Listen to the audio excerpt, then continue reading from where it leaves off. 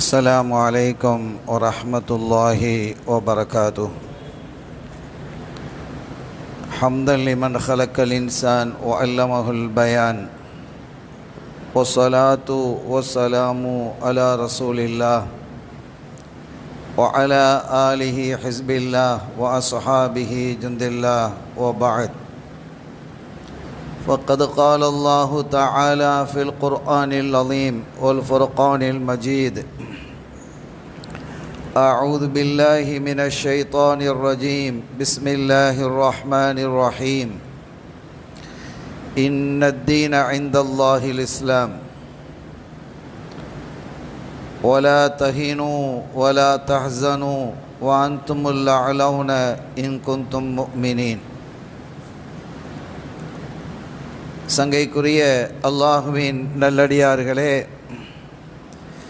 எல்லாம் வல்ல அல்லாஹுவின் பேரருளும் நபிகள் நாயகம் ஸல்லல்லாஹு அலைஹி வஸல்லம் அவர்களது நல்லாசியும் நம் அத்தனை பேர் மீதும் நிலவுமாக. அல்லாஹும் அவனது ரசூலும் எந்தெந்த காரியங்களை எடுத்து நடக்க வேண்டும் என்று நமக்கு கட்டளையிட்டுள்ளார்களோ அவை அனைத்தையும் எடுத்து நடக்கவும், எவைகளை தவிர்ந்து நடக்க வேண்டும் என்று உத்தரவு பிறப்பித்துள்ளார்களோ அவை அனைத்தையும் தவிர்ந்து நடக்கவும் ஆரம்பமாக எனக்கும் உங்களுக்கும் நான் வசியத்து செய்து கொள்கிறேன். அல்லாஹ் தௌஃபீக் செய்வானாக. ஆமீன். சங்கையான பெருமக்களே, இன்றைய ஹுதுபாவினுடைய உரை வெற்றியை நோக்கி என்ற தலைப்பில் இன்ஷா அல்லாஹ் அமையும். நம்முடைய இதயவேந்தர் காத்தமுர் ரசூல் முஹம்மதுர் ரசூலுல்லாஹி ஸல்லல்லாஹு அலைஹி வஸல்லம் அவர்கள் இந்த தீனை அறிமுகப்படுத்திய காலத்திலிருந்தே இன்று வரை இந்த சத்திய மார்க்கம் இஸ்லாம் பல சோதனைக்குள்ளாக்கப்பட்டிருக்கிறது.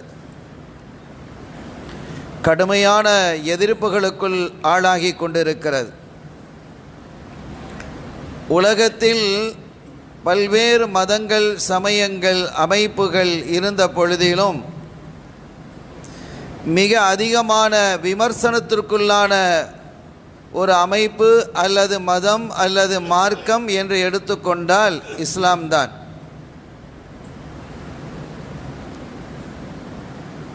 சத்திய இந்த ஷரியா விமர்சனத்துக்குள்ளாக்கப்பட்டது போன்று வேறு எந்த ஒரு மதமும் இந்த அளவிற்கு விமர்சனத்துக்குள்ளாக்கப்படவில்லை, ஆக்கப்பட மாட்டாது.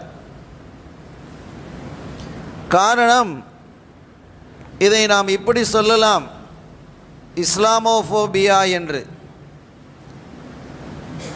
பொதுவாக ஃபோபியா என்ற வார்த்தையை எதற்காக பயன்படுத்துவார்கள் என்றால்,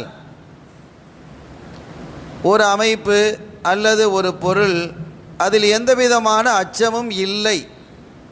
ஒரு பொருள் இருக்கு, அந்த பொருளை கொண்டு சமூகத்திற்கு எந்த விதமான அச்சமும் இல்லை, அல்லது உடலுக்கு அச்சமில்லை, உள்ளத்திற்கு அச்சமில்லை, எந்த விதமான ஆபத்தும் இல்லாத ஒன்றை ஆபத்து நிறைந்த மாதிரி பயமுறுத்துவதுதான் ஃபோபியா. இங்கே இதுதான் நடந்து கொண்டிருக்கிறது. ஷரியா இஸ்லாமை பொறுத்தவரை அது சாந்தி சமாதானத்தை அடிப்படையாக கொண்டது. அதனுடைய அசுர வளர்ச்சி, வேகம், இதையெல்லாம் கண்ட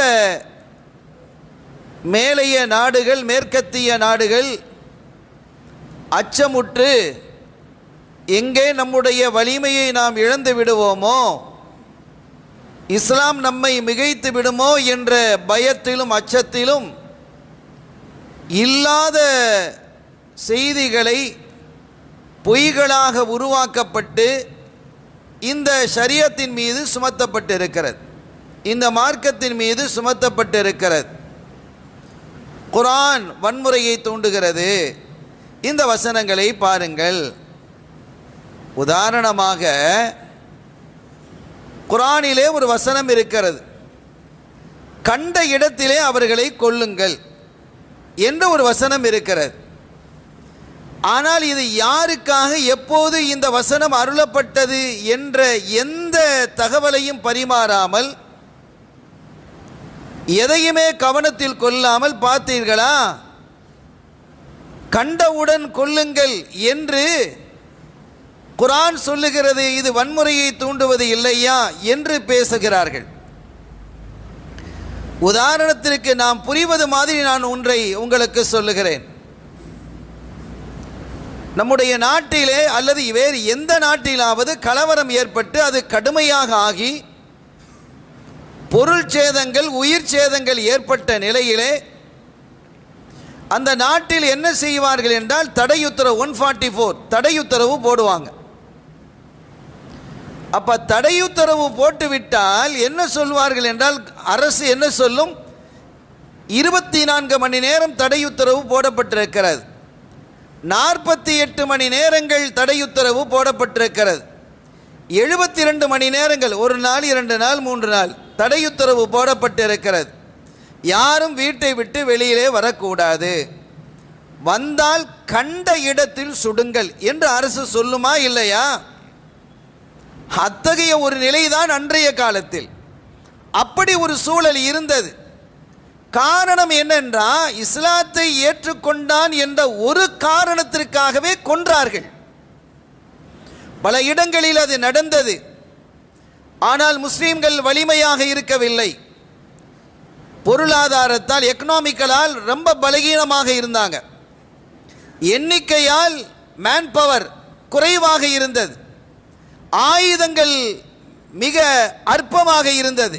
இப்படி எல்லாமே குறைவாக இருந்த நிலையில் அல்லாஹ் சொன்னா, நீங்க பொறுமையா இருங்க, அவங்க ஏதாவது சொன்னா ஏதாவது செஞ்சா நீங்கள் திரும்பவும் அது போன்று செய்யாதீர்கள், பொறுமையாக இருங்கள். காரணம் என்னன்னா, அந்த வலிமை இல்லை.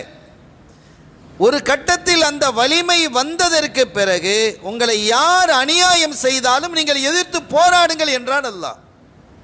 வஅஇது லஹும் மஸ்ததஅதும் மின் குவத்தின், நீங்கள் வலிமையாக என்ன செய்யுங்கள், போராடுங்கள். அந்த ஆற்றல் இப்போது உங்களுக்கு இருக்கிறது. நீங்கள் கோழைகள் அல்ல, நீங்கள் தியாகிகளாக திகழ வேண்டும், வீரர்களாக திகழ வேண்டும் என்று அல்லாஹ் சொன்னான். குட்ட குட்ட குனிந்திருக்க வேண்டிய அவசியம் இப்போது இல்லை. ஒரு காலத்தில் அது இருந்தது. இனிமேலும் நீங்கள் பணிய வேண்டிய அவசியம் இல்லை. காரணம், அவர்கள் அசத்தியத்தை இந்த மண்ணிலே நிலைநிறுத்த பார்க்கிறார்கள், அநீதத்தை இந்த மண்ணிலே விதைக்க பார்க்கிறார்கள், அட்டூழியத்திலே இந்த மக்களை ஆழ்த்த பார்க்கிறார்கள். எனவே நீதியினுடைய அடிப்படையில், நேர்மையினுடைய அடிப்படையில், சத்தியத்தின் அடிப்படையில் நீங்கள் உண்மையை இந்த மண்ணிலே நிலைநிறுத்துவதற்காக நீங்கள் போராட வேண்டும் என்றான் அல்லாஹ். போராடுங்க, நீதியை நிலைநிறுத்துங்கள் என்றான். அந்த அடிப்படையில் வஅஇது லஹும் மஸ்ததஅதும் மின் குவ்வா, நீங்கள் என்ன செய்யுங்கள், உங்களுக்கு என்ன இருக்கோ அதை நீங்கள் தயார்படுத்துங்க, ஆயுதங்களை தயார்படுத்துங்கள், அதற்கான வாகனங்களை தயார்படுத்துங்கள் என்று அல்லாஹ் சொன்னான். அந்த நிலைமை இனி அந்த காலத்திலிருந்து எல்லா காலமும் நம்மிடத்திலே வந்து விட்டது. நம்ம இடத்துல இருக்கா இல்லையா? நாம் வலிமையாக இல்லையா? ஆற்றலாக இல்லையா? சக்தியாக திரளவில்லையா? ஆனால் நம்முடைய சக்திகள் எல்லாம் சிதறி போய் கிடக்கிறது. இந்த மண்ணை எடுத்துக்கொண்டால், தமிழகத்தை நீங்கள் எடுத்துக்கொள்ளுங்கள், எத்துணை அமைப்புகள், எத்துணை கட்சிகள், எல்லா கட்சிகளிலும் நாம் இருக்கிறோமா இல்லையா? ஏன் ஒரு அமைப்பிலே ஒரு தலைமையின் கீழ் நம்மால் வர முடியவில்லை? நான் எந்த தலைமையையும் குறிப்பிட்டு பேசவில்லை. ஆனால் ஒரு தலைமையின் கீழ் நாம் வர வேண்டுமா இல்லையா? ஏன் வரவில்லை? நாம் சரி, நம்மிலே இருக்கக்கூடிய முஸ்லீம்களை எத்தனை கட்சிகளை வைத்திருக்கிறார்கள்? பல கட்சி இருக்குது, அதில் நம்ம ஆட்கள் பிரிஞ்சு கிடக்கிறான். சரி, முஸ்லீம்களாவது ஒன்று திரண்டு ஒரு அமைப்பில் இருக்கிறார்களா? தலைவனுக்கும் அடுத்த இருக்கக்கூடிய துணை தலைவருக்கும் பிரச்சனை. அவன் என்ன செய்யறான்? தனியாக ஒரு கட்சியை தூங்குகிறான் என்று சொன்னால் இது இஸ்லாமியத்திற்கே எதிரானது. நான் முஸ்லீம்களுக்காக போராடுகிறேன் என்று சொல்லக்கூடிய இந்த பேச்சுக்கள் எல்லாம் வெறும் சவுடால்கள். அல்லாஹ்விடத்திலே அவர்களெல்லாம் குற்றவாளிகளாக நிறுத்தப்படுவார்கள் என்பதை நாம் உணர வேண்டும். எவ்வளவு காலத்திற்கு நாம் இப்படியே செல்வது, நாம் என்ன நிலையிலே நாம் ஆக்கப்பட்டிருக்கிறோம் என்பதை எண்ணி பார்க்க வேண்டும். நான் செய்திக்கு வருகிறேன். அருமையான பெருமக்களே, 1/4 நூற்றாண்டு காலமாக நீங்க பாருங்க, உலகெங்கிலும், இங்க மட்டுமில்லை, உலகெங்கிலும் முஸ்லீம்களுக்கு பிரச்சனை தான். மிடில் ஈஸ்டை நீங்கள் எடுத்துக்கொண்டால் 1/4 நூற்றாண்டுகளுக்கு மேலாக அங்கே யுத்த பூமியாகவே அதை வைத்திருக்கிறார்கள்.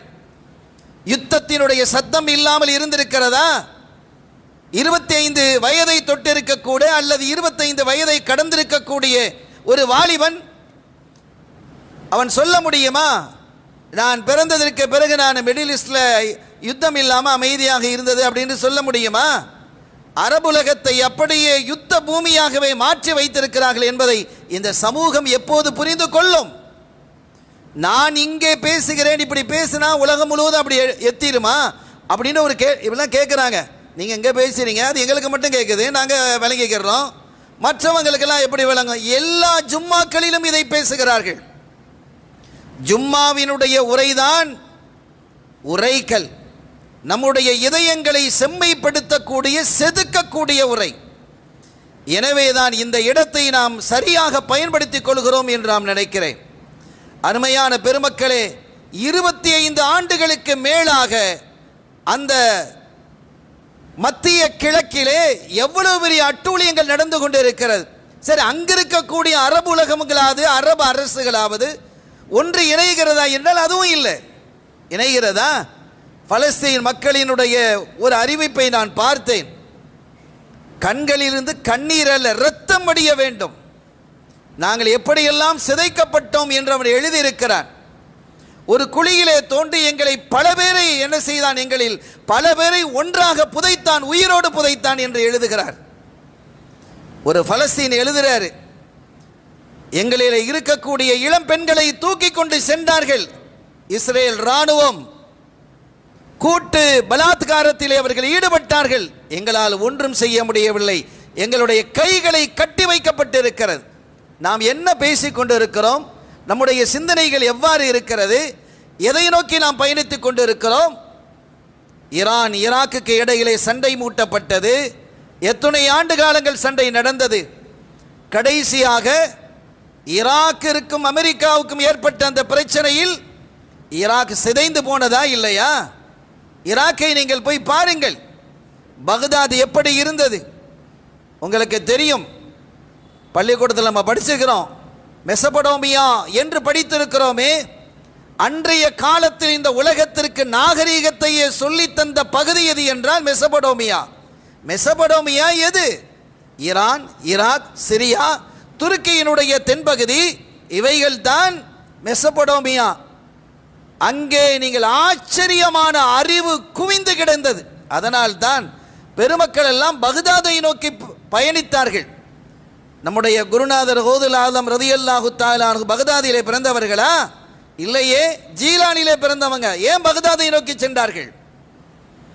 நீங்கள் அங்கே சென்று பார்த்தால் ஆச்சரியமாக இருக்கும். அறிவு திலகம் இமாமுல் ஆலம் அபூ ஹனீஃபா ரஹ்மத்துல்லாஹி அலைஹி பக்தாதிலே இருக்கிறார்கள். அறிவு பெட்டகம் இமாம் கஸ்ஸாலி ரஹ்மத்துல்லாஹி அலைஹி அவர்களினுடைய மஸார் பக்தாதிலே இருக்கிறது. ஒரு அற்புதமான நபிமொழி காவியத்தை இந்த உலகிற்கு வழங்கிய இமாம் அஹ்மத் இப்னு ஹம்பல் ரஹ்மத்துல்லாஹி அலைஹி அவர்களினுடைய தலம் அங்கே பக்தாதிலே இருக்கிறது. சுற்றிலும் பார்த்தால் அறிவு கடல்களாக குவிந்திருக்கிறார்கள். நீங்கள் எந்த ஒரு ஹதீது துறை விற்பனரை நீங்கள் எடுத்துக்கொண்டாலும் அவங்க ஒருவேளை பக்தாதில் அடங்கலைனாலும் பக்தாதுக்கு வந்திருப்பாங்க. அப்படிப்பட்ட ஒரு கட்டமைப்பு மன்னர் ஹாரூன் ரஷீத் அவர்களால் எழுப்பப்பட்டது. அறிவு திலகமாக இருந்தது. உலகத்தினுடைய மிகப்பெரிய எழுத்து ஆற்றல் எழுத்துணர்கள் அங்கே இருந்தார்கள்.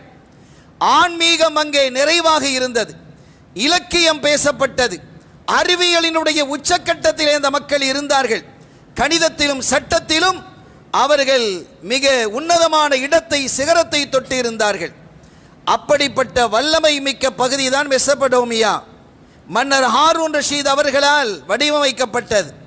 ஒரு கட்டத்திலே இந்த வளர்ச்சி, இந்த அசுர வளர்ச்சி ஆபத்தை தந்து விடுமோ, நம்மை இல்லாமல் ஆக்கிவிடுமோ என்ற அச்சத்தை எதிரிகளுக்கு தந்ததினுடைய விளைவு ஒரு சமயம் மங்கோலியர்கள் 1258 அங்கே படையெடுத்து அதை சிதைத்தார்கள். அதற்கு பிறகும் அது மீண்டு எழுந்தது. ஆனால் தற்போதைய ஈராக்கினுடைய யுத்தத்தின் போது அதனுடைய எல்லா பகுதிகளும் சாலைகள் உட்பட அத்துணையும் சிதைக்கப்பட்டு போனதை நாம் அறிய முடியும். பொருளாதாரம் மிகவும் சரிந்து போனதை பார்க்க முடியும். இது காலமெல்லாம் நடந்து கொண்டிருக்கிறது. சிரியாவினுடைய நிலை என்ன ஆனது என்பது நமக்கு தெரியாதா? பலஸ்தீன் மாத்திரமா? சிரியாவினுடைய நிலை எவ்வளவு பயங்கரமான பின்னடைவுக்கு சென்றது, அதனுடைய பொருளாதாரம் எவ்வளவு வீழ்ந்திருக்கிறது என்பதையெல்லாம் நாம் பார்க்க வேண்டும். அந்த வகையிலே அதே ஃபார்முலாவை இந்த இந்தியாவிலும் கொண்டு வர வேண்டும் என்ற சதி திட்டத்திலே ஆர்எஸ்எஸ் கும்பல்கள் இந்த ஒன்றிய அரசின் வழியாக இதை நிறைவேற்றுவதற்கான சதி திட்டத்திலே ஈடுபட்டு கொண்டிருக்கிறார்கள். ஆனால் நாம் எதையோ பேசிக் கொண்டிருக்கிறோம், எங்கேயோ நம்முடைய பயணத்தை நாம் மேற்கொண்டிருக்கிறோம். இது ஆச்சரியமாக இருக்கிறது. அது அங்கே நடக்கிறது. தமிழ்நாட்டில் என்ன பிரச்சனை? நமக்கு ஏதாவது பிரச்சனை இருக்கா? சில பேர் அப்படி கேட்குறாங்க. ஆச்சரியமாக இருக்கிறது. நம்ம இடத்துல நமக்கு பிரச்சனை இருக்கிறதா? ஸல்லல்லாஹு அலைஹி வஸல்லம் சொல்கிறாங்க, உலகத்திலே வாழக்கூடிய முஸ்லீம்கள் எப்படி வாழ வேண்டும் தெரியுமா? முஸ்லீம்கள் எப்படி இருக்கணும்? எவ்வளோ அழகாக சொல்கிறாங்கன்னு பாருங்க. ஒரு உடலினுடைய உறுப்பை போன்று இருக்கணும். உலக முஸ்லீம்கள் எப்படி இருக்க வேண்டும் என்றால் ஒரு உடலினுடைய உறுப்பை போன்று இருக்க வேண்டும் என்கிறார்கள். கையில் காயம் பட்டுடுச்சு, காலு சொல்லுது உனக்கு தானே காயம், நான் டாக்டர்லாம் வரமாட்டேன் அப்படின்னு காலு சொன்னால் எப்படி இருக்கும்? தலையில் அடிபட்டுடுச்சு, நான் கையை மருந்தெல்லாம் வச்சு கையெல்லாம் கட்ட மாட்டேன், எந்த விதத்திலும் நான் கை உதவ மாட்டேன் என்று சொல்லுமா? கால் சொல்லுமா? கண் சொல்லுமா? ஒரு உறுப்புக்கு ஆபத்து ஏற்பட்டால் மற்ற உறுப்புகள் எல்லாம் எப்படி துணை நிற்கிறதோ அதுபோன்று உலகத்தினுடைய எந்த பகுதியில் முஸ்லீம்களுக்கு ஆபத்து ஏற்பட்டாலும் பிற பகுதியில் இருக்கக்கூடிய முஸ்லீம்கள் துணை நிற்க வேண்டும் என்கிறார்கள் நம் இதயவேந்தர் காத்தமுர் ரசூல் முஹம்மதுர் ரசூலுல்லாஹி ஸல்லல்லாஹு அலைஹி வஸல்லம் அவர்கள். அருமையான பெருமக்களே, இப்போது இந்த மூன்றாவதாக இந்த பாஜக அரசு ஒன்றிய அரசு அமைந்திருக்கிறது. 2 தடவை முடிந்து 3வது நிலை வந்திருக்கு. முதல் நிலையிலேயே அவர்கள் என்ன செய்தார்கள் தெரியுமா? அவர்கள் முதலாவது வந்த போதே இதே இடத்திலே நாம் உரை நிகழ்த்தினோம். இந்த குத்துபாவினுடைய உரையிலே சொன்னோம், இவர்களுடைய முதல் திட்டம் என்ன தெரியுமா? அவர்கள் எல்லா துறைகளிலும் தங்களினுடைய ஆட்களை நியமிப்பது. ஐஏஎஸ் அதிகாரிகள், ஐபிஎஸ் அதிகாரிகள், நீதிபதிகளாக இருக்கட்டும், தேர்தல் துறையாக இருக்கட்டும், இராணுவத்துறையாக இருக்கட்டும், காவல்துறையாக இருக்கட்டும், உச்ச பகுதியிலே உச்ச தொகுதியிலே தன்னுடைய ஆட்களை கொண்டு வந்து வைக்கிறது. அதை வச்சுட்டாங்க. இன்னைக்கு என்ன நடக்குது? ஓட்டு திருட்டு. ஏதாவது செய்ய முடிந்ததா? எனக்கு ஓட்டு இல்லையே, ஏதாவது செய்ய முடியுமா? பேட்டி கொடுக்கலாம், வீராவேசமாக பேசலாம், ஏதாவது செய்ய முடிகிறதா? என்ன செய்ய முடியும்? நீங்கள் நீதிமன்றத்துக்கு போனால் உங்களுக்கு நீதி கிடைக்காது என்பது நன்றாக தெரியும். ஆனாலும் நீதிமன்றம். இப்படித்தான் இந்த சமூகம் போய்கொண்டிருக்கிறதே தவிர இதற்கான தீர்வு இல்லையா என்றால் தீர்வு இல்லாமல் எந்த பிரச்சனையும் அல்லாஹ் வைக்கவில்லை. அதற்கான தீர்வை நாம் சொல்வோம்.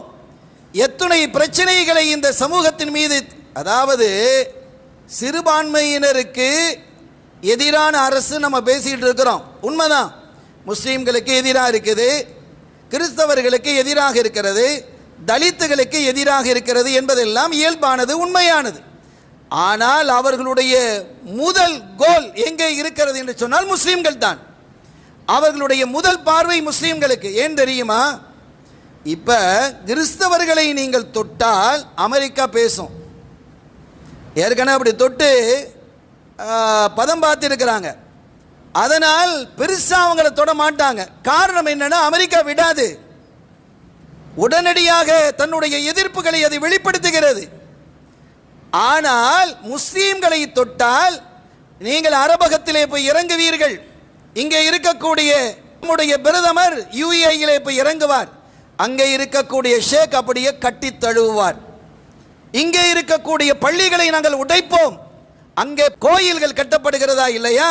அந்த கோயில்களினுடைய கும்பாபிஷேகத்திற்கும் அங்கே நடைபெறக்கூடிய நிகழ்வுகளுக்கும் இங்கே நம்முடைய பிரதமர் அழைக்கப்படுகிறார்.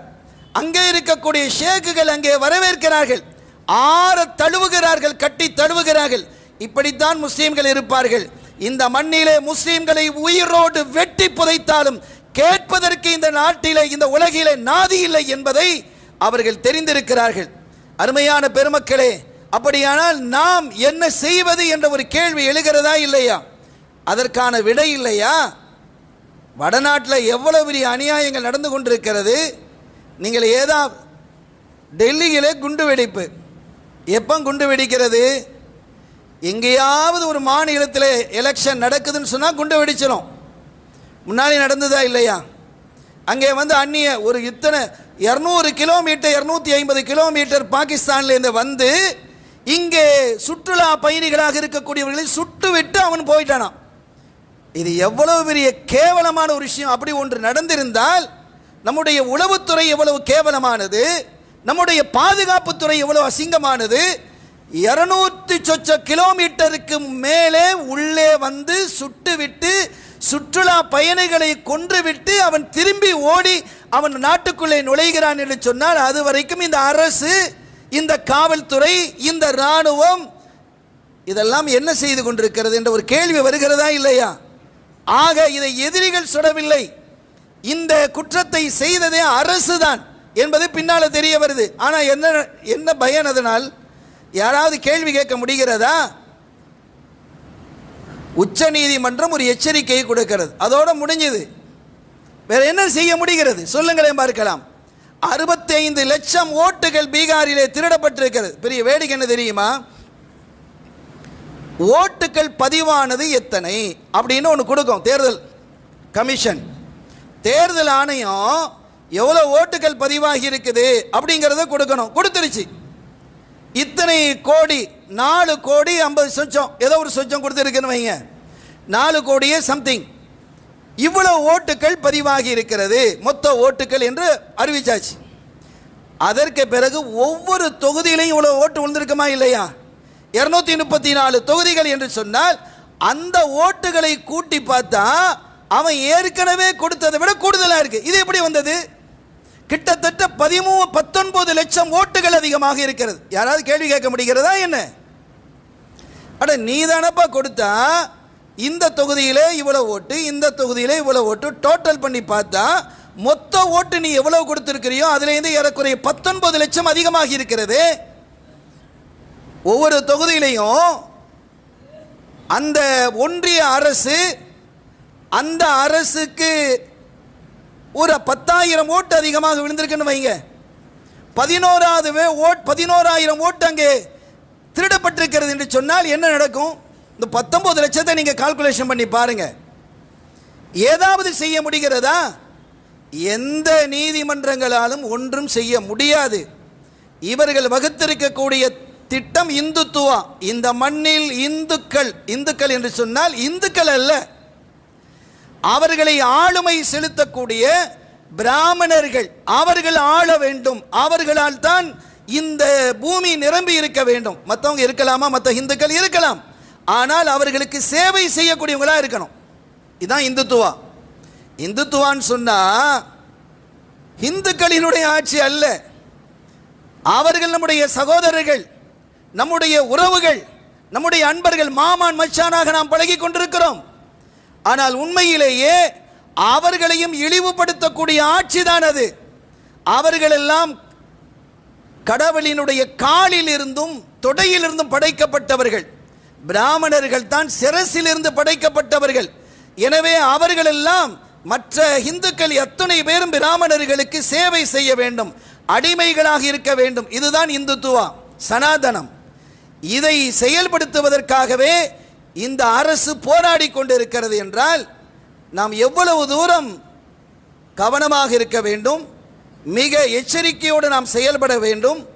நமக்குள்ளே இருக்கக்கூடிய சின்ன சின்ன கருத்து வேறுபாடுகளை ஒதுக்கி வைத்துவிட்டு ஒன்று திரள வேண்டும். இதையெல்லாம் நாம் யோசிக்க வேண்டாமா? எவ்வளவு காலம்? அருமையான பெருமக்களே, இங்க பாருங்க, அல்லாஹ் குர்ஆன்ல ரொம்ப தெளிவா சொல்றான் பாருங்க. وَقَالَ الَّذِينَ كَفَرُوا لِرُسُلِهِمْ லா நுஹ்ரிஜன்னக்கும் மின் அர்தினா அவு லதஊதுன்ன ஃபீ மில்லத்தினா.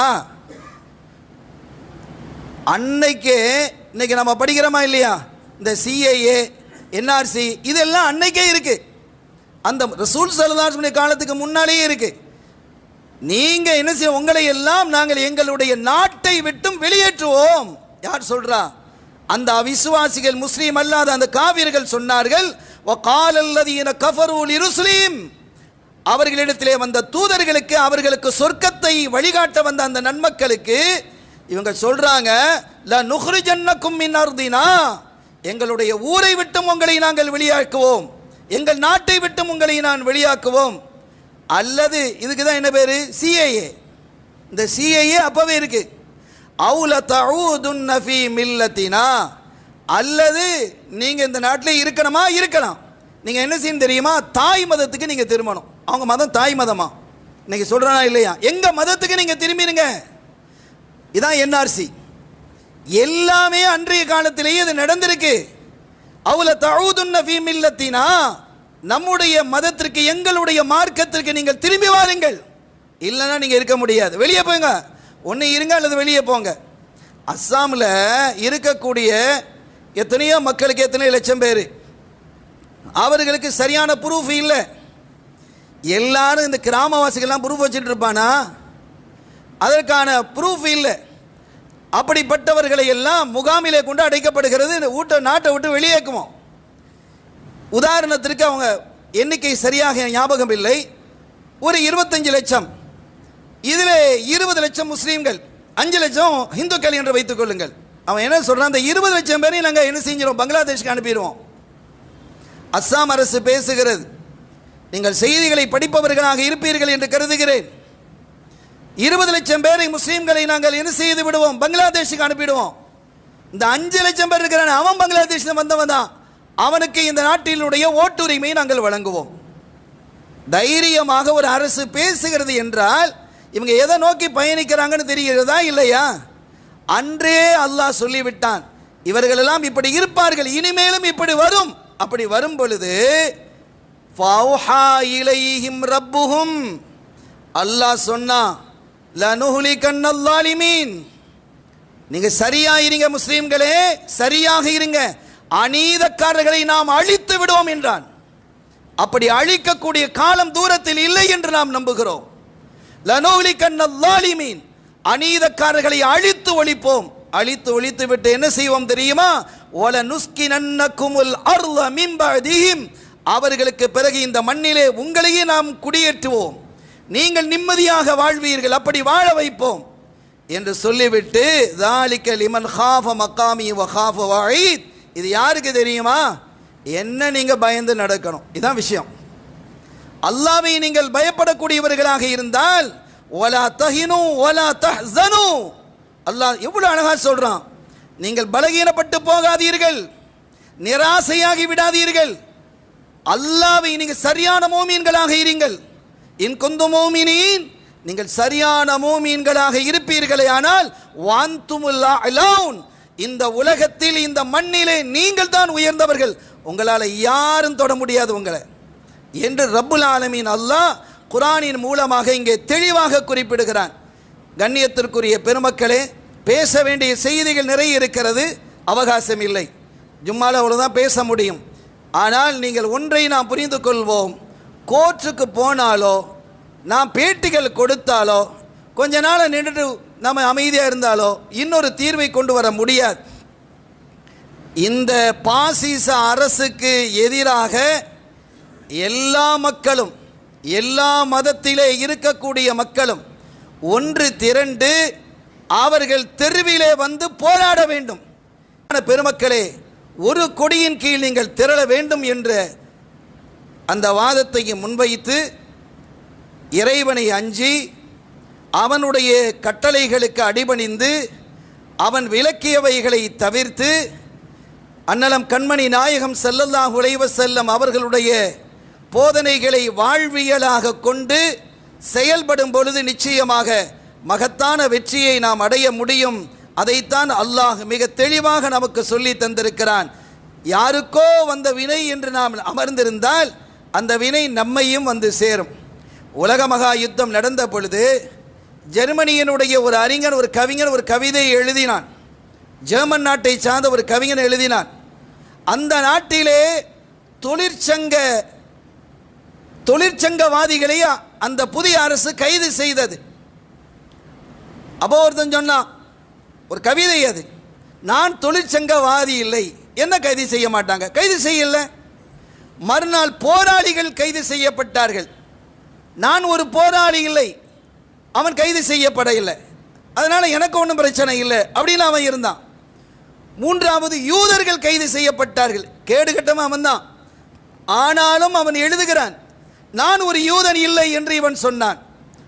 நான்காவது முறையாக இவன் கைது செய்யப்பட்ட பொழுது இவனுக்கு குரல் கொடுப்பதற்கு அந்த மண்ணிலே ஆள் இல்லை. எவ்வளவு அழகான ஒரு கவிதை! யாருக்கோ வந்த வினை என்று இருந்தால் அவர்களெல்லாம் அவர்களுடைய வாழ்வெல்லாம் முடிந்து போனதற்கு பிறகு நம்மீது கை வைக்கும் பொழுது நமக்காக குரல் கொடுப்பவர்கள் யாரும் இருக்க மாட்டார்கள்.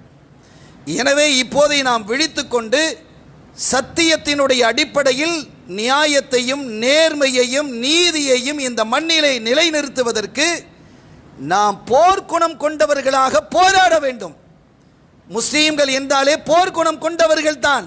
அநியாயத்தை எதிர்த்து, அட்டூழியத்தை எதிர்த்து, அக்கிரமத்தை எதிர்த்து போராடக்கூடிய போர்க்குணம் கொண்டவர்கள் என்பது வரலாற்றிலே பதிவாகி இருக்கிறது. அதை மீண்டும் ஒரு முறை பதிவு செய்ய வேண்டிய காலம் வெகு தூரத்தில் இல்லை என்பதை நான் கூறிக்கொண்டு, எல்லாம் வல்ல ரப்புல் ஆலமீன் அல்லாஹ் ஜல்ல ஷானஹு வ தஆலா இந்த நாட்டிலே வாழக்கூடிய எல்லா மக்களையும் பாதுகாப்பானாக. இந்த கொடிய கேவலமான அரசிலிருந்து இந்த மக்களை பாதுகாத்து, இந்த அரசையும் அரசுக்கு துணை போகக்கூடிய ஒன்றிய அரசையும் ஒன்றிய அரசுக்கு துணை போகக்கூடியவர்களையும் அல்லாஹ் இந்த மண்ணிலிருந்தே அகற்றி விடுவானாக. ரப்புல் ஆலமீன் இந்த துஆவை கபூல் செய்வானாக. பிஹக்கி ஹபீபிஹி ஸல்லல்லாஹு அலைஹி வஸல்லம். எல்லாம் வல்ல அல்லாஹ்வின் அருளையும் ஸல்லல்லாஹு அலைஹி வஸல்லம் அவர்களது ஷஃபாஅத்தையும் பெறுவோமாக. வஆகிரு தஅவானா அல்ஹம்துலில்லாஹி ரப்பில் ஆலமீன். வஸ்ஸலாமு அலைக்கும் வரஹ்மத்துல்லாஹி வபரகாத்துஹு.